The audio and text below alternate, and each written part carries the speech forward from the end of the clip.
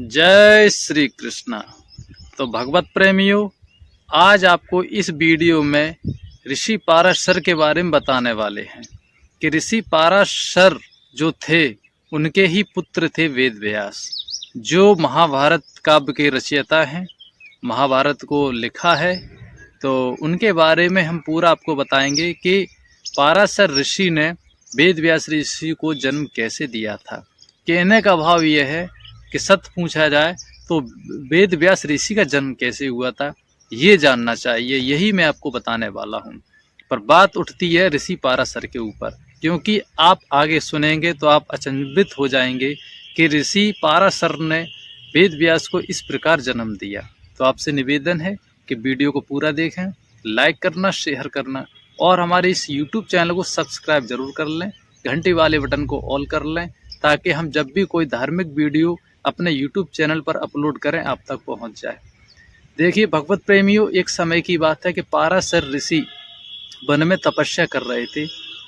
उनका विवाह हो चुका था। जैसे ही विवाह हुआ तो उन्होंने ऋषि पाराशर ने अपनी पत्नी के साथ संबंध नहीं बनाए थे, सीधे वन की ओर चल पड़े। तो उनकी पत्नी ने पूछा, कहाँ जा रहे हो? तो ऋषि बोले पाराशर कि मैं वन में जा रहा हूँ तप करने के लिए।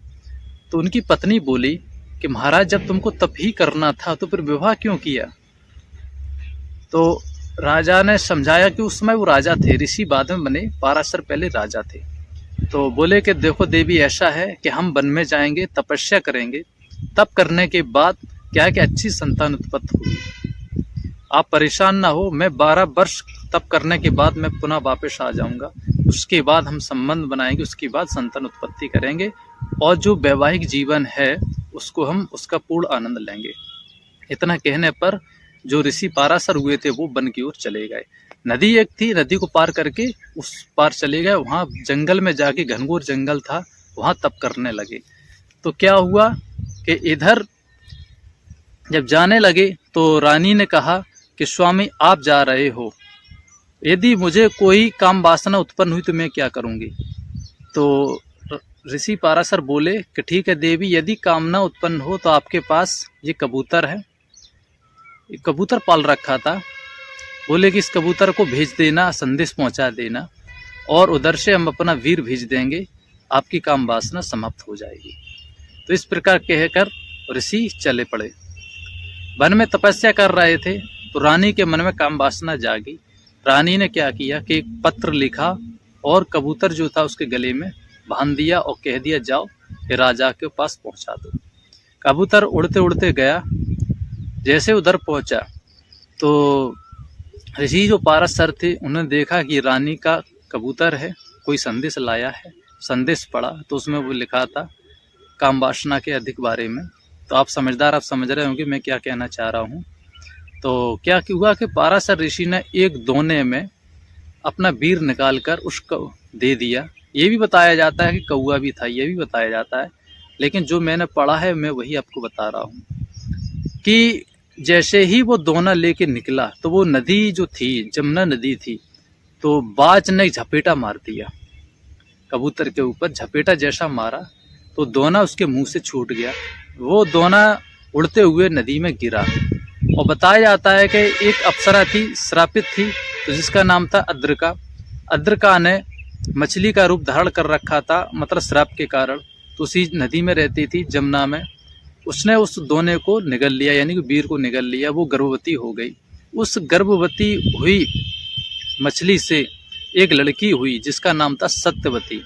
सत्यवती था, उसे मत्स्यगंधा भी कहा जाता है क्योंकि वो मछली से उत्पन्न हुई थी, जन्म लिया था। तो एक मछुआरे ने मछली का पेट फाड़ कर उस लड़की को निकाला था, क्योंकि जो बड़ी बड़ी मछलियां हो जाती है तो ये मछुआरे निकालते, उसमें कुछ आभूषण भी निकलते हैं। तो इस लालच में ये मछुआरे मछली का पेट फाड़ते हैं। तो उसमें क्या, जैसे ही मछुआरे ने पेट फाड़ा तो उसमें ये सुंदर लड़की निकली। तो मछुआरे ने उस लड़की को पाल पोस के बड़ा किया। और एक समय की बात है कि पाराशर ऋषि वन से घर की ओर आ रहे थे, अपने राज्य की तरफ। जो जमुना नदी पड़ती है, तो ऋषि तप करके आ रहे थे। तो मछुआरे ने देखा कि ऋषि आ रहे हैं और मछुआरा उस समय भोजन कर रहा था। तो ऋषि ने कहा कि हे मछुआरे, मुझे उस पार जाना है और मुझे छोड़ दो नौका के द्वारा। तो पाराशर ऋषि से कहा, मछुआरे ने कि महाराज मैं इस समय भोजन कर रहा हूँ, मैं सुबह से भूखा हूँ, आप ऐसा करो थोड़ा इंतजार करो, मैं भोजन करते ही आपको छोड़ दूंगा। तो ऋषि थोड़े क्रोधित टाइप के थे। ऋषि ने कहा नहीं, तू मेरा अपमान कर रहा है, मुझे शीघ्र जाना है उस पार। और जब क्रोध करने लगे तो मछुआरे ने सोचा कि जो इधर से जो ऋषि आते हैं आइटम बम बन के आते हैं, इन्होंने जो श्राप दे दिया वो पूरा होना है। तो उसने डर से कहा, उसकी जो बेटी थी पास में, कहा बेटी तू जा और ऋषि जी को उस पार छोड़ा। तो बेटी बोली ठीक है पिताजी, क्योंकि उससे पिताजी बोलती थी वो लड़की सत्यवती। बोले ठीक है पिताजी, आपका जैसा आदेश, मैं ऋषि जी को, आप खाना खाओ, मैं ऋषि जी को उस पार छोड़ के आती हूँ। इधर क्या हुआ कि ऋषि 12 साल से तप कर रहे थे, उनके भी अंदर काम वासना जागी हुई थी। जैसे ही बीच नदी में नौका पहुंची तो वो जो लड़की थी बहुत सुंदर थी, बहुत सुंदर थी, लेकिन उसके शरीर से मछली की बदबू आती थी।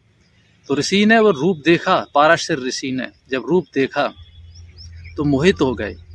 लड़की से अपने प्रेम की बातचीत कहने लगे, काम वासना उत्पन्न होने लगी। तो ऋषि जी से लड़की ने कहा, सत्यवती ने, कि महाराज ये एक अपराध है, पाप है, आप एक ऋषि हो, ज्ञानी हो। तो जब बोले कि यदि मैं आपके साथ संबंध बनाती हूँ तो मेरा जीवन नष्ट हो जाएगा और मेरे साथ फिर कौन व्यवहार करेगा। तो ऋषि ने कहा कि चिंता मत करो, तुम्हारे चरित्र पर कोई लालछन नहीं आएगा, कोई आरोप नहीं लगेगा। तो लड़की भी डरी हुई थी, ऋषि है, ज़्यादा कुछ कह भी नहीं सकते, उनकी आज्ञा का पालन करना ही पड़ेगा। तो ऋषि ने क्या किया कि जल उठाया और मंत्र पढ़ के जल छोड़ दिया नदी में। पूरा ये धुंध जो सर्दियों में आपने देखा ना, कोहरा जम जाता है, कोहरा हो जाता है चारों तरफ सफ़ेद सफ़ेद, ऐसा ही नदी में चारों तरफ हो गया।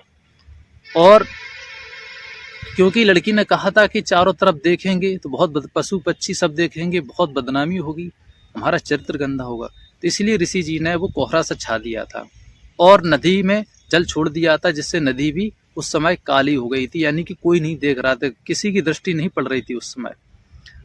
उसके बाद ऋषि पाराशर ने उस लड़की के साथ संबंध बनाए, जिससे वेद व्यास जी उत्पन्न हुए थे। ये सत्य कथा, ये शास्त्रों में लिखा है, जो लिखा है मैंने पढ़ा है वही मैं आपको बता रहा हूँ, मैं अपनी तरफ से कुछ भी नहीं बता रहा हूँ। उस प्रकार ऋषि पाराशर के द्वारा वेद व्यास जी का जन्म हुआ। तो कहने का भाव यह है कि वेद व्यास जो हैं उनकी माता का नाम सत्यवती है। और एक बात ये भी आती, कलंकित आती है कि ऋषि पाराशर को यह ज्ञात नहीं था कि जो लड़की थी सत्यवती वो उनकी ही पुत्री थी, क्योंकि उनका ही वीर था, मछली ने निगल लिया था। कहने का भाव यह है कि ऋषि पाराशर ने अपनी पुत्री के साथ ही संबंध बनाए थे, लेकिन ये पाराशर ऋषि को ज्ञात नहीं था। और कहने का भाव ये भी है कि एक ऋषि थे, उन्हें तो भविष्य भूतकाल सब ज्ञात होता है, लेकिन ये ज्ञात कैसे नहीं हुआ था। कहते नहीं, काम वासना जब उत्पन्न होती है तो इंसान फिर कुछ भी नहीं देखता है। ऋषि को कुछ समझ में नहीं आया। तो जो सत्यवती थी वो ऋषि पाराशर ही की पुत्री थी, लेकिन उनको ज्ञात नहीं था। ऋषि पाराशर ने अपनी पुत्री के साथ ही संबंध बनाए थे, जिससे क्या नाम वेद व्यास का जन्म हुआ था। तो ये थी वेद व्यास के जन्म की कथा जो मैंने आपको सुनाई है, जो शास्त्रों में लिखा है वही मैंने आपको सुनाया। अगर फिर भी आपका कोई कमेंट है, कोई आपको शक है, संदेह है, तो हमें कमेंट में बताएं, हम आपको जवाब जरूर देंगे। जय श्री कृष्ण।